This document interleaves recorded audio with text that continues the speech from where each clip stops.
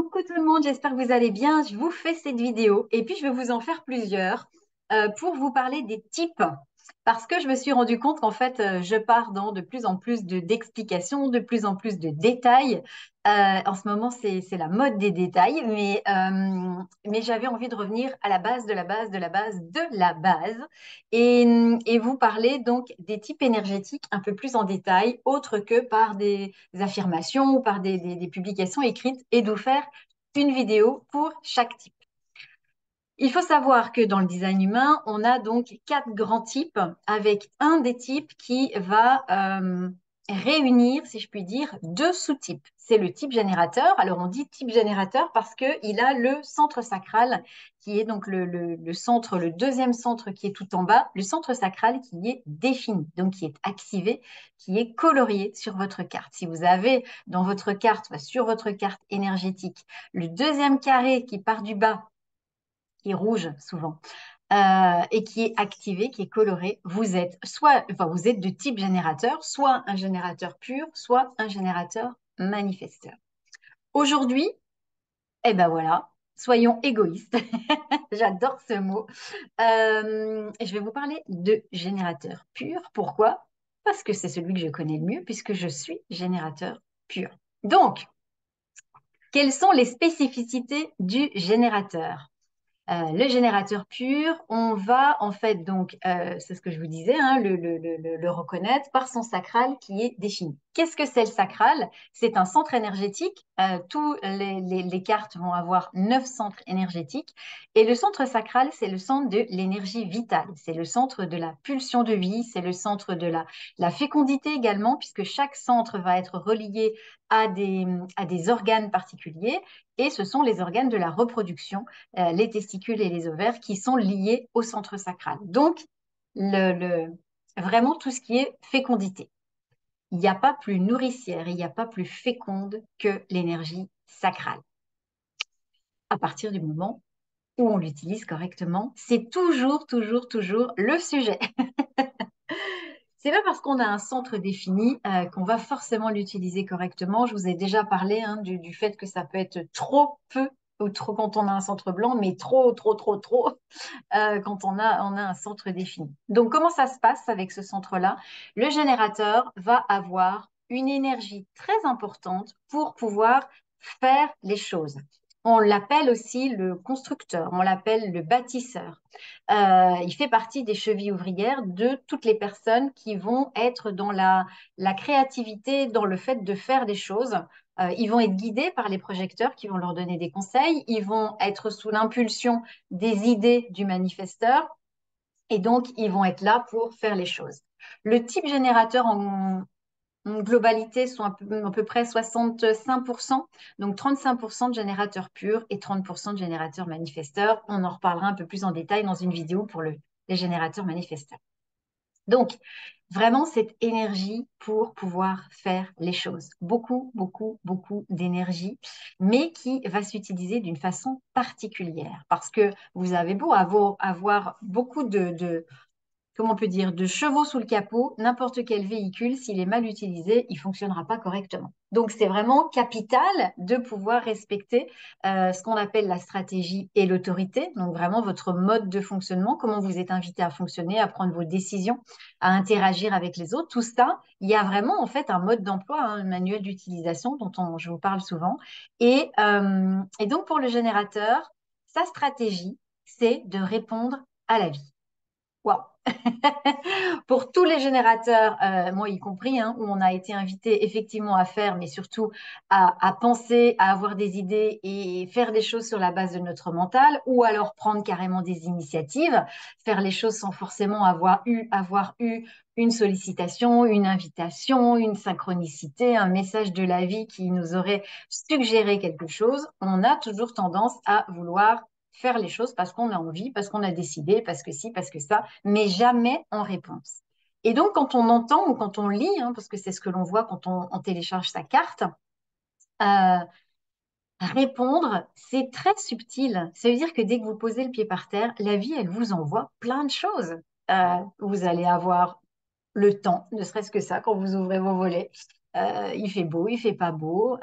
Vous allez avoir des couleurs, vous allez avoir des odeurs, vous allez avoir des sons, vous allez avoir des personnes autour de vous, votre entourage, des discussions, des échanges, des appels téléphoniques, des mails, des publications sur les réseaux sociaux.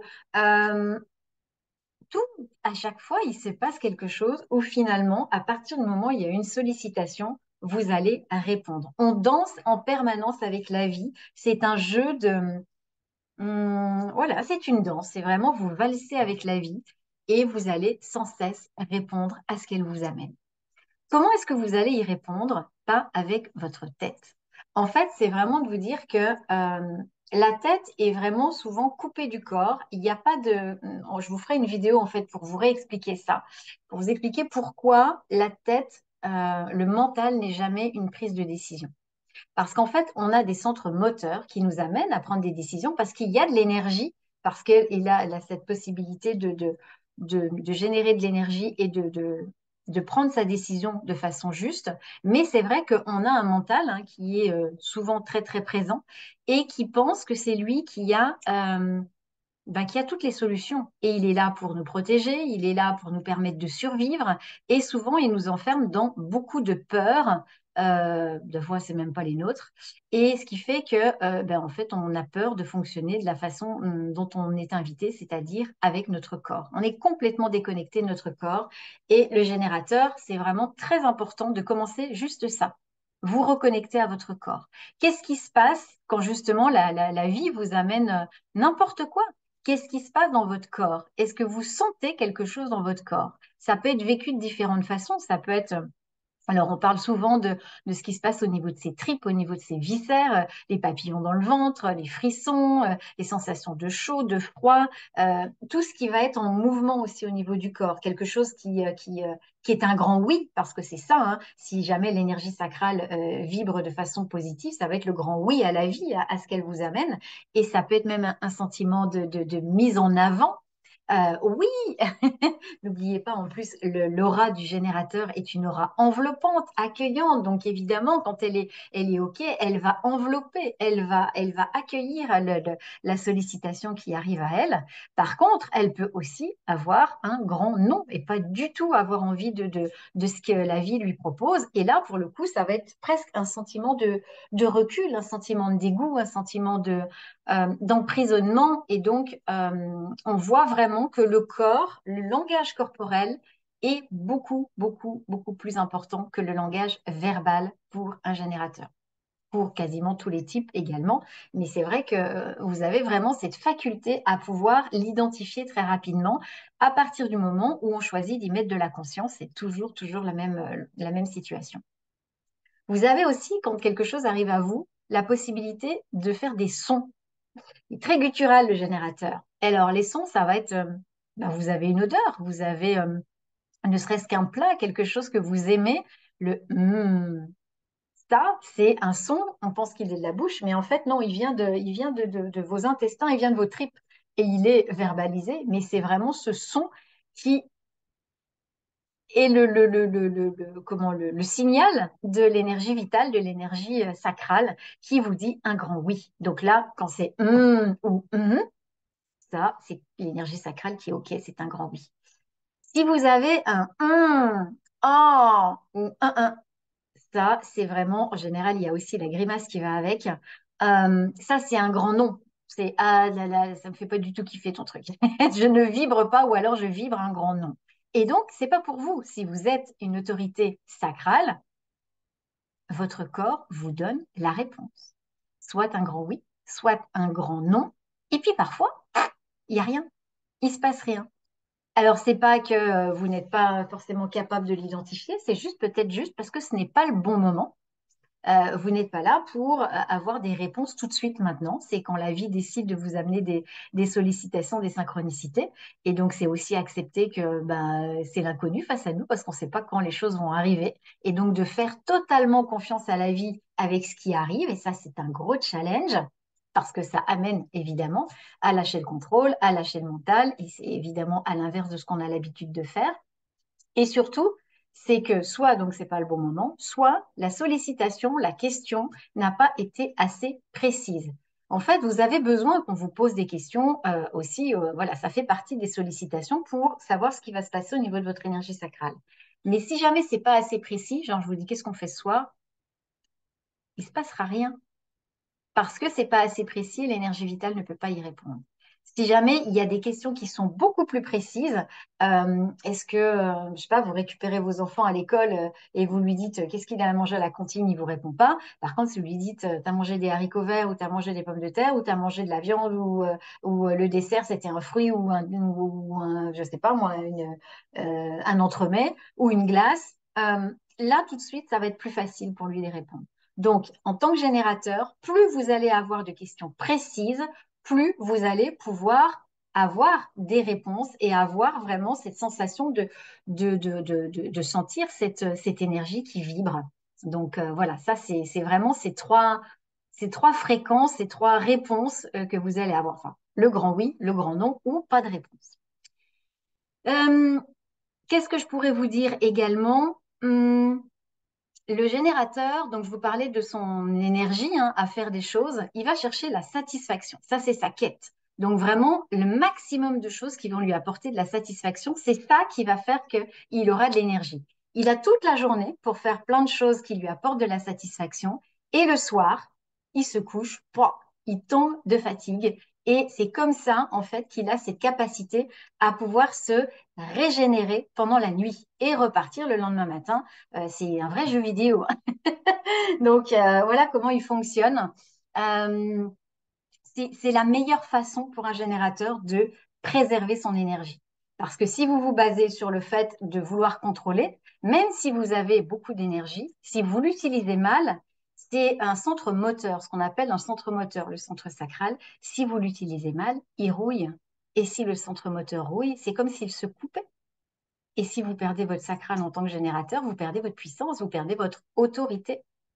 Et ça veut dire que forcément, vous la remettez à quelqu'un d'autre. Et donc là, la vie, elle va être vous allez vivre beaucoup de frustration parce que c'est ça qui va être la quête, ce qu'on appelle le thème du non-soi plutôt que la quête. Le thème du non-soi quand on n'est pas à l'écoute de sa stratégie et de son autorité intérieure.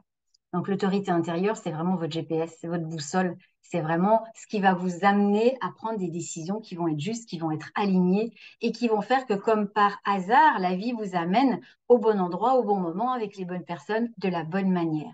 L'énergie sacrale, c'est une énergie de jouissance, c'est une énergie de vie orgasmique, c'est une énergie d'éclatement des cellules. C'est les enfants, quand vous leur demandez si vous leur dites qu'il y a des crêpes au goûter ou qu'il y a des frites à midi, ils courent, ouais, mais si vous leur demandez pourquoi ils aiment ça, ils seront incapables de vous le dire. Parce que l'énergie sacrale, c'est primitif et on ne peut pas expliquer pourquoi on aime autant les frites. D'ailleurs, si on commence à pouvoir l'expliquer, c'est plus le sacral, c'est le mental. Donc là aussi, ça ne s'explique pas, ça se vit, ça se vibre. Et donc, voilà, vous mettez de la musique qui vous fait vibrer, vous dansez, vous ne savez pas pourquoi. Donc, connectez-vous à cette énergie du grand oui, du grand non.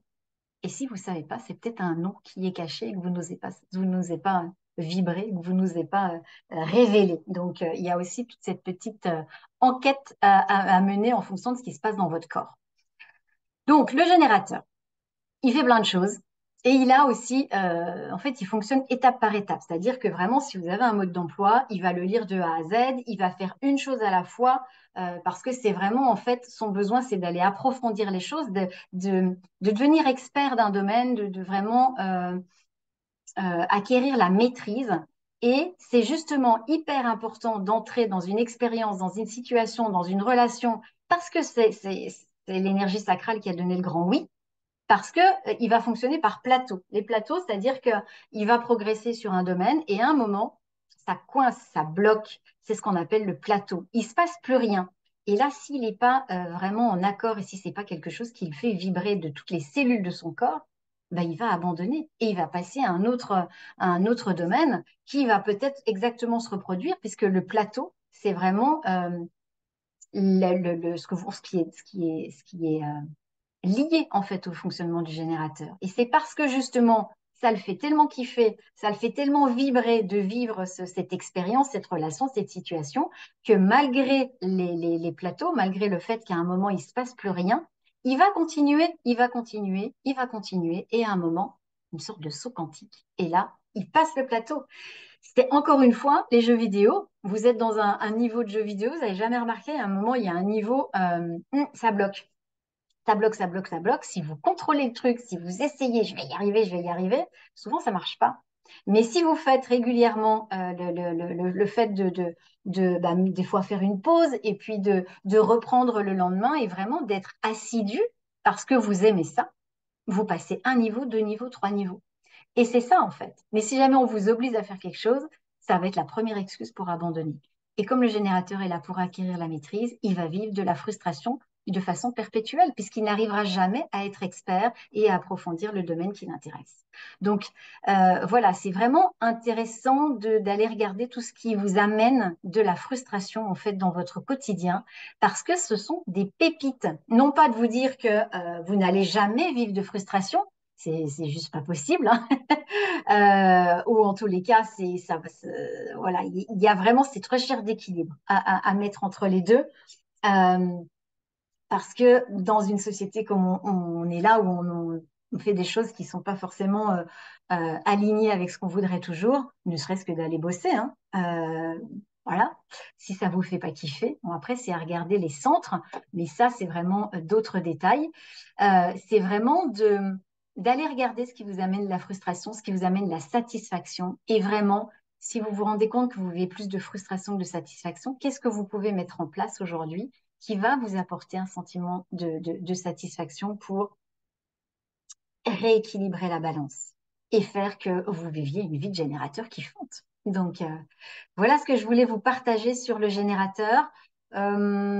J'espère que ça fera sens pour vous. Mettez-moi hein, dans les commentaires si vous avez des questions, si vous avez des suggestions, s'il y a des choses voilà, qui vous rappellent ce que vous vivez, ce que vous avez pu vivre ou ce que vous ne voulez plus vivre, si vous arrivez à équilibrer cette satisfaction et cette frustration. Et puis, on se retrouve donc dans une prochaine vidéo pour parler eh ben, des autres types énergétiques. Je vous souhaite une belle journée et je vous fais des bisous. Ciao, ciao.